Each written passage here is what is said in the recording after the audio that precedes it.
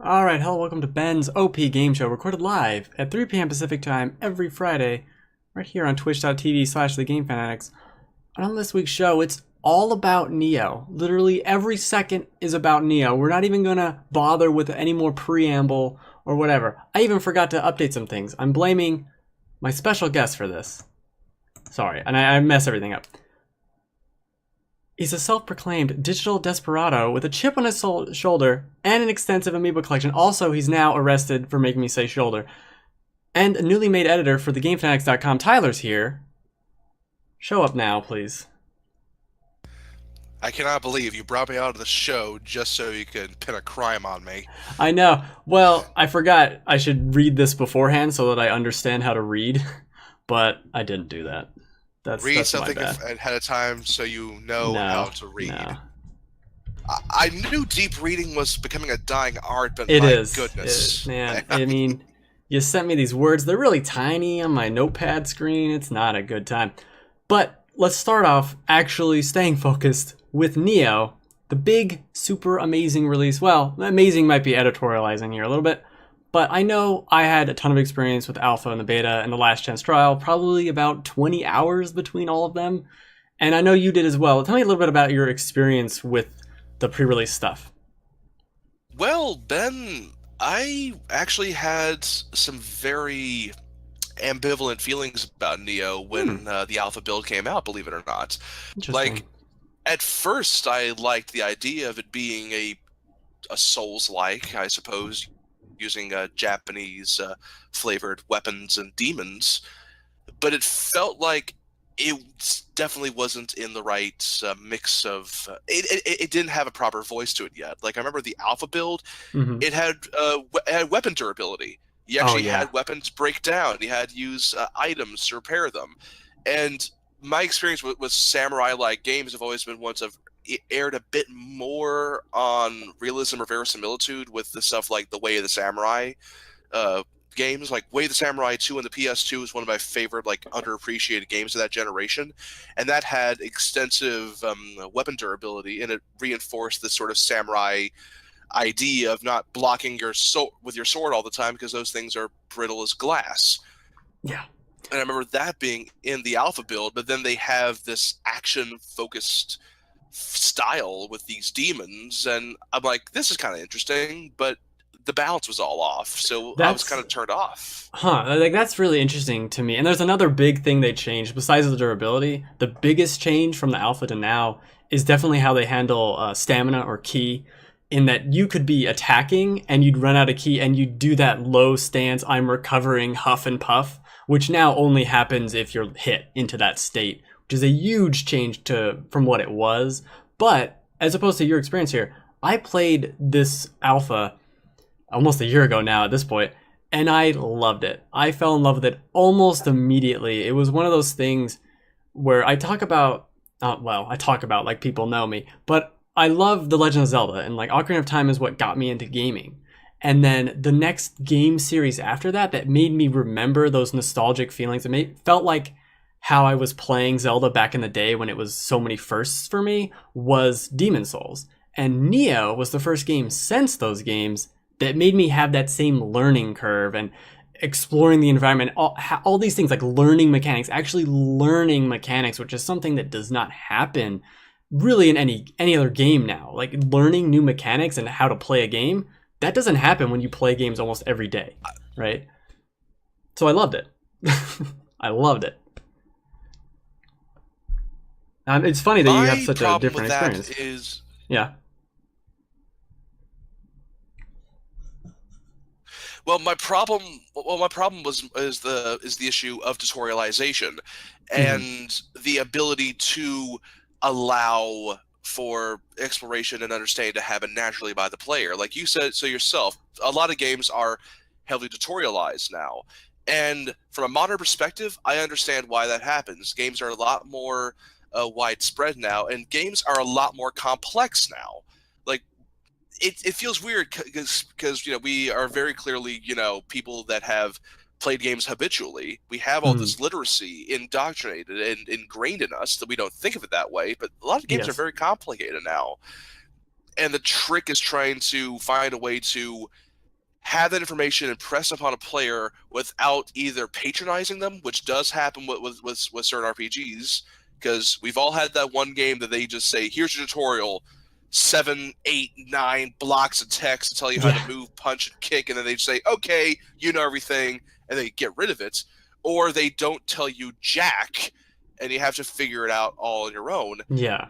And I feel as if Nioh's, the alpha build at least, Mm-hmm. was trying to think similar to that, and I did like what they were trying to do. Like the ability, like I noticed how they had the particle effects every time you did a combo, and sort of almost visually kind of giving the idea that there's some sort of rhythm to the combat. And speaking personally, this is why I actually did kind of like a bit of the alpha before the balance issues messed me up. I actually have years of sword training. I actually have an extensive history in martial arts and in weapon disciplines. And so when it came to, taking your time and, trying to focus yourself and maintain a rhythm and balance to yourself while fighting, that was very martial arts philosophy. So when they had that with the key pulses introduced in the alpha and switching up the stances, I thought that was brilliant. But then once again, there was just some balance issues here and there, and it felt, once again, the durability was at odds. Like it felt like it was trying to be almost a realistic game, almost like Bushido Blade. But then it goes from that, and then it's trying to be an action-heavy thing like, the Ninja Gaiden games, and I felt there was a disconnect there. But the beta, on the other hand, I thought was a step in the right direction.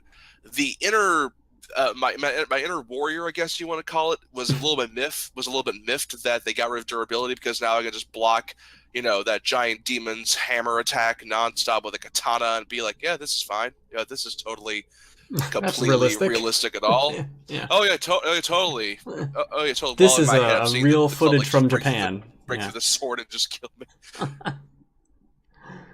Yeah, well, in the beta they also introduced the tutorial, and they kind of told you some things. Like the key pulse was not even mentioned really at all in the alpha. They started kind of breaking it down. Yeah, they had to figure that out, and I did like that. I did actually like this dojo you went to with the wooden sword, and you got your feet wet, because it's a serviceable form of tutorialization. Like this is a problem I do have. Like too many games either try to cater to the more hardcore audience, guys like us, and keep it light. Like this already. Go ahead. Yeah. Or they try to appeal to everybody, and that can go wrong too. Like everybody remembers how annoying it was to deal with Fi in The Legend of Zelda Skyward Sword. Yes. All of the tutorials. You don't want to swing the other way. To get that right. Yeah.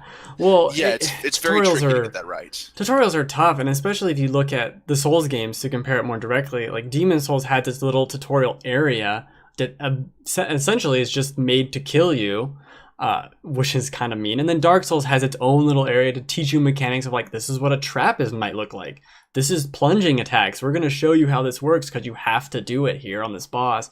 It does a nice way of doing that. And this game too, in the final release, has its own little section where it locks away certain abilities. You can't do them in the little tutorial prison area, and then does the dojo. It does a nice job of layering it all on, which is something that was missing.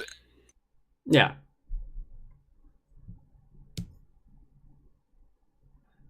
I'm just watching my gameplay now. Entranced. Okay. And the other thing was that's fine. was the last chance trial, which is something very strange, and not to get into like the review territory, but I don't understand why they picked a level so late in the game. I haven't beaten the game yet, and have you beaten the game, Tyler? I'm listening. Have you beaten the game yet? That's actually a thing I do. I will have to put a pin in, I suppose. Mm-hmm. I'm about 45 hours into a playthrough of Nioh. I'm not near the end, but I can definitely feel that the game is coming to a head. I can definitely feel like I'm in somewhere resembling the third act. Yeah. But I definitely really do believe I've played just enough of the game to give my personal and proper and informed opinion about it. So yes, my review's live. Yes, I didn't finish it. No, I don't think you need to beat the game, especially a game like this. Like, if you've played 40 hours or something and you really like it, I doubt it's going to change in that last 20. It's really not a big deal. My more issue was talking about, like, the last chance trial, which had that water lily level, which is at the end. Like, I'm just getting to that level now, and I don't know how many. I'm almost 30 hours into the game, which I think I'm playing probably faster than you, but I don't know. It's different play styles. It's Well, it's just weird they we'll get picked to that that in a level. bit. Yeah, we'll get to that in a bit because we play the game completely differently. Uh, but I really enjoy what they did with Yeah, these like trials, all three of them, which is excessive, but it's nice to see, especially with all the changes they made, specifically from the alpha to the beta to the and that's final something I one. can't. And that's something I did like about Team Ninja did. I did like that about that. They actually had, they took feedback and they actually listened. Like this is Hmm. something I do find really annoying about certain games that do have these betas and these online tests. They're not. They don't feel like betas. They're just network stress tests. When I think of a Yeah, beta build, I think yeah. of something that's not ready to go yet, and they're looking for widespread feedback so they can tweak and change it. But like I said before, this game changed quite dramatically Oh yeah. from its initial build, and I'm glad they took the feedback from this because I mean, you mentioned history with Team Ninja. Didn't you say like you played some of their other stuff? Oh yeah, I'm a big fan of the Ninja Gaiden games. Specifically, I was mainly starting with 2 and 3. I really enjoyed 3. A lot of people don't like Ninja Gaiden 3, but I love Ninja Gaiden 3, especially Sigma. Those games are phenomenal. This Mhm. Neo marries like two of kind of like my favorite I types of games, the Souls games, and then the All right. Devil May Cry, Bayonetta, Ninja Gaiden type of games. It kind of perfectly. So I'm down. You know, I'm a Team Ninja fan for no reason. It's just Ninja Gaiden. All right. All right. Well, that's what happened. That's kind of the exact opposite for me. Like, Hmm. I enjoy some very action focused RPGs and action focused action games. Like I'm a big fan of Platinum Games' work. You know, Vanquish, Bayonetta, Metal Gear Rising. I Hmm. enjoy those very fast, reflex intensive games, and yet for some reason I never really got into any of the more recent Ninja Gaidens that Team Ninja's put out. The stuff I've only played from them was Dead or Alive 5, which was okay. It was a pretty okay fighting game with a lot of TNA. Other than that, I really didn't have much of a history with them, and it seemed that they were focusing way too much on a particular demographic with Dead or Alive. And I thought, okay, these guys have clearly lost their touch as an action studio. I have no idea why people enjoy their stuff. No offense, hopefully none taken.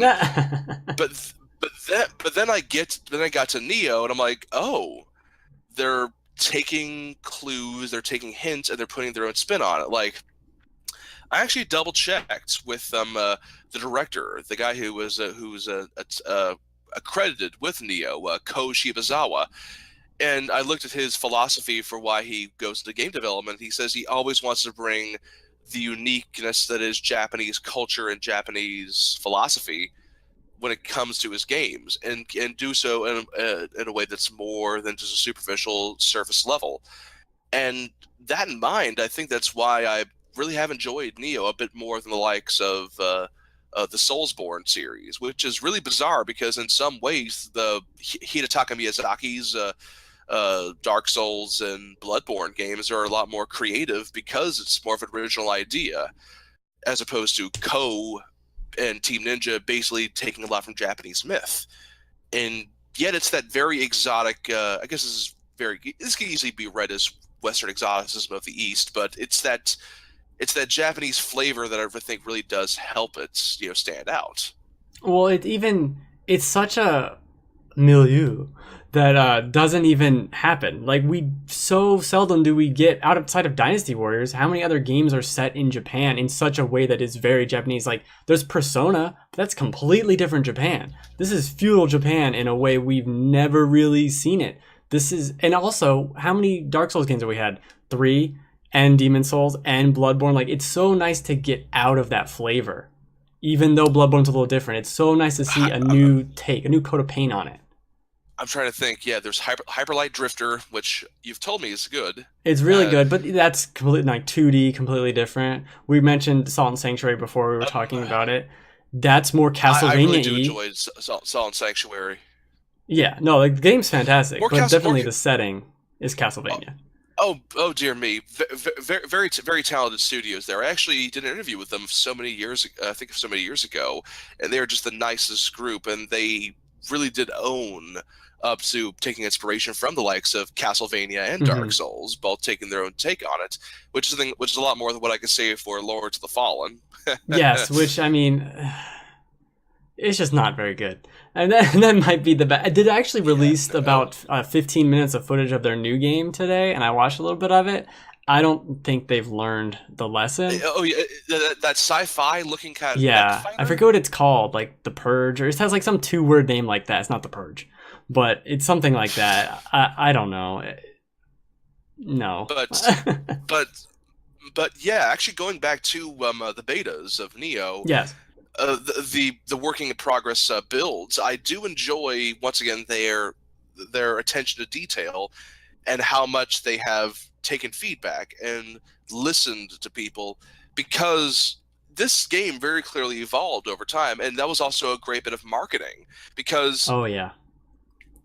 think about that, I didn't really hear a whole lot about Neo, and it's only out of curiosity that I gave the alpha a play, because it's an alpha. What else am I going to do?